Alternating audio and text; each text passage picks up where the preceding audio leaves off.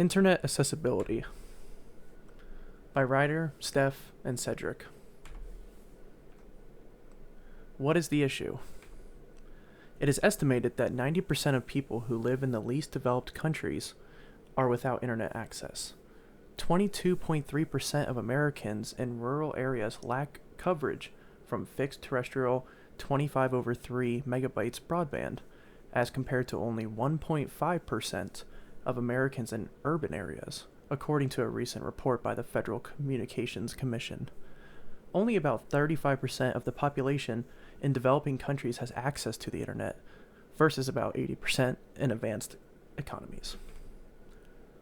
In simple terms, there is vast room for improvement in all the global internet accessibility.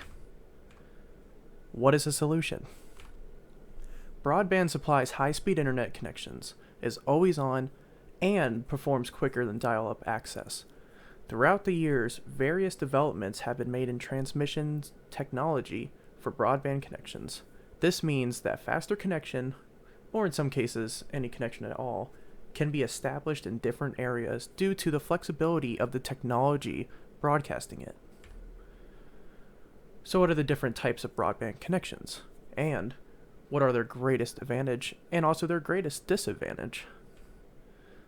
Digital subscriber line, also known as a DSL. The connection is made by copper telephone lines installed into homes. There are two types of DSL, asymmetrical and symmetrical. Asymmetrical is for personal use, and symmetrical is used in business. The advantage of DSL pretty much makes the use of your existing telephone wire, so you don't have to run any more wires and have more labor cost. The disadvantage to DSL is that the speed and the connection are determined by the distance the home is to the closest telephone company pole, which makes it difficult to obtain in dead zones. Cable modem. Cable modem is what it sounds like, a cable. Specifically, it's a coaxial cable running from a wall to the modem. Usually, a customer can access the service by just turning on their computers and connecting the coaxial cable from the external modem into a wall outlet. And the advantage to this is that cable modems do not drop or lose connection as commonly as other connections, but the disadvantage to this is that the speed and the availability depends on the modem network and the traffic load.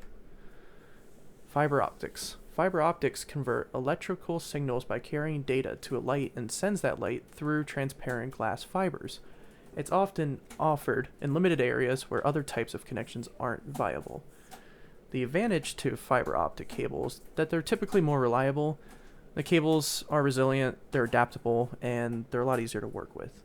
The disadvantage to these cables is that they're more expensive than their alternatives, and there can be a poor choice for lower income households depending on who your service provider is. Some will give it to you complimentary and others will not. Wireless internet.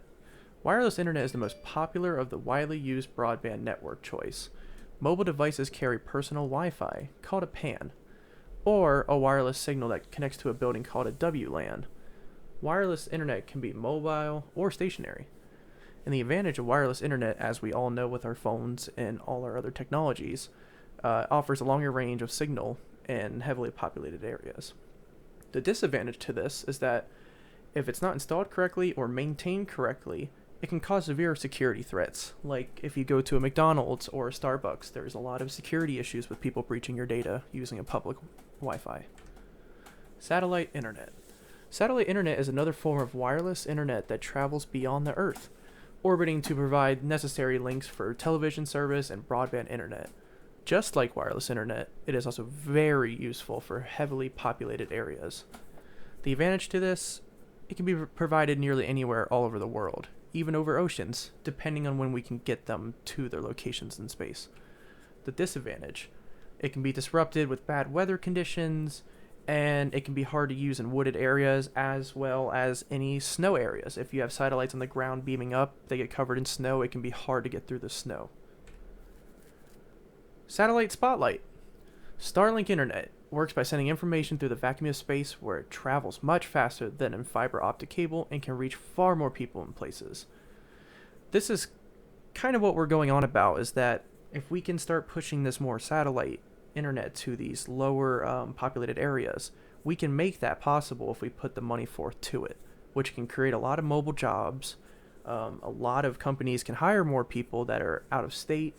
It would create an economy for those people in these less populated areas. And having satellite internet would just make those possibilities more possible. Looks pretty cool, don't it? So this is kind of Elon Musk's way of doing the Starlink satellites. And some of the more old school ones, they look similar. Their tables don't go up as high, but they're more of a wide one. Elon's going more for tall satellites. But that's kind of a general sketch of what they will look like. And here's a video. Let's go ahead and watch this.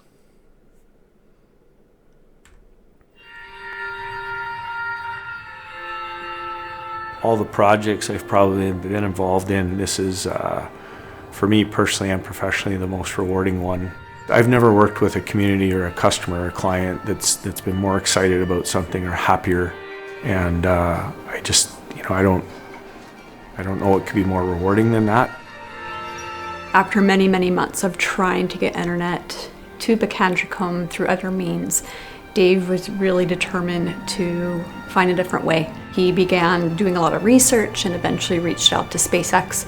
They went back and they got the approval, and they came back to me and said that Pekanjicum was going to be the first SpaceX Starlink client in Canada.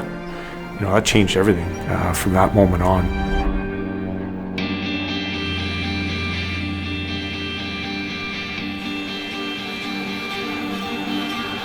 I work for Pekanjicum Health Authority. I'm a community person who really believes in their community, and I hope that it gives the younger generations a little bit of hope. We're creating a pathway for the younger people. It's a long time coming. The biggest thing will be accessing services. I think that was the biggest issue for us. Better services in terms of how health is delivered remotely and education. Up until Thursday of last week, you couldn't get a college education from Pekanjicum. You can now. That access to that information allows them to change the world and shape their path and future. This is a monumental deal. I mean, for the community of Pekanjicum to be able to have high-speed internet within 15 minutes of it landing on the ground is incredible. Yeah, you're laughing because you know what it was like before. Before it was like three. Like three. I never expected to see that kind of number. Yeah, it's better than 60 kilobytes per second. That's actually how fast our internet was. This solution can be used for healthcare, for education, for virtual court purposes. Anything that you can think of that's done virtually in another environment or in another city can now be done in Pekanjicum in a remote fly-in community. I can only think of the difference that it could make at the school for the students. Right now, because of COVID-19, all of our instruction is online. From a perspective of policing, it's very difficult sometimes to do business in a timely fashion. A lot of challenges that we see right now, we're going to be able to overcome them due to the speed. Just that we were a part of the project and that we had the pleasure to help them get this far is just awesome. My goal has always been to start with the youth, the kids, the children. When that playing field isn't level, then we're doing something wrong. I think what we've done here is that there's still a lot of work to do, but at least they have access to technology and information, and hopefully that playing field is at least a little closer to being level. It's pretty exciting, and I'm sure the community is just as excited as I am today. Everyone deserves to have this kind of service because at this point in history, internet isn't just a luxury, it's a need. I'm just hoping that's the start of a great thing.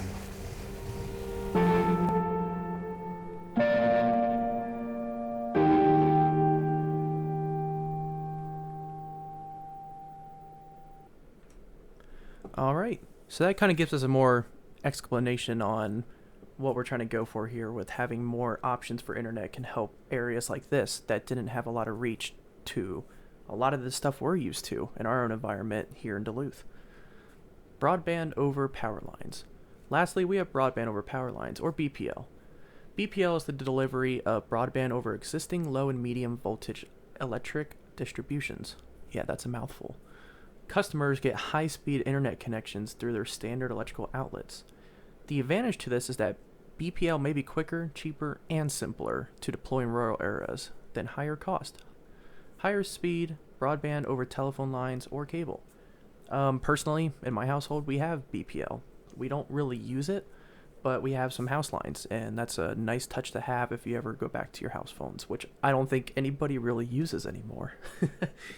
The disadvantage to BPL is new technology to broadband, and it's only available in limited areas. So a lot of the new houses they're building, the new neighborhoods, a lot of them won't have this anymore.